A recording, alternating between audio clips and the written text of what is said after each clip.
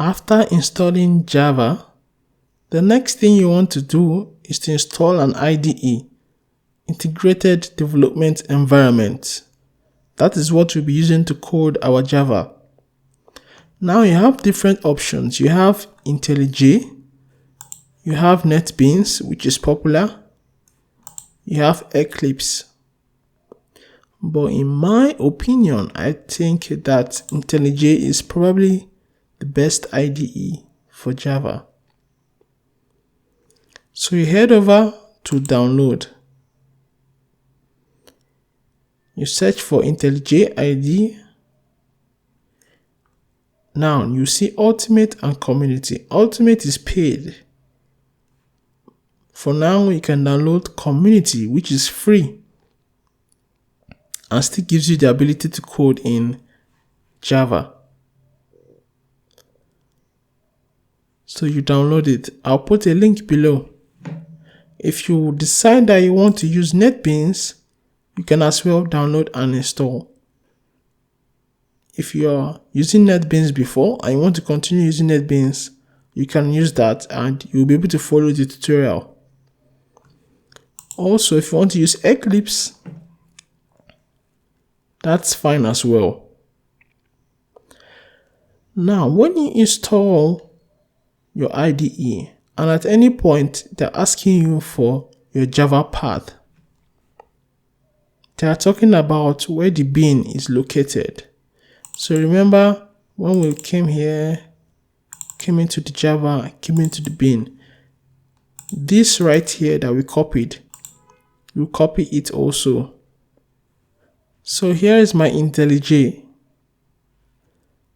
As you can see, I've had projects before. So if I want to create a new Java project Intellij, I'll create a new project. Next, as you can see, you see project SDK. I have Java 8 and Java 11 on my system. Now, probably when you create a new project and it can't recognize any JDK, you click on New and then you go to the JDK that you had put here. So you have JDK 8, JDK 11. If I hadn't put any of this, I'll just come here, click 11, but I don't need that. So in this project, I'm going to be using JDK 11. I don't need to click any of these. I say next and next. So I can call this Java tutorial finish,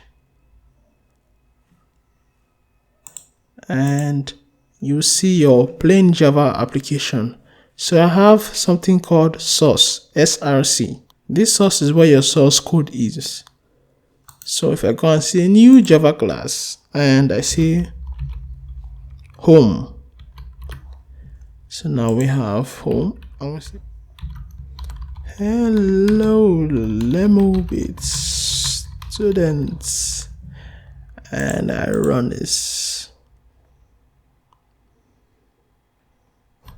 Hey, it's working, beautiful. So we're ready to rumble. So in our next tutorial, we'll be decoding what this means. What is it all about? Hope you enjoyed this. If you liked it, give it a thumbs up and please subscribe, because I'm going to be giving you awesome tutorials coming soon.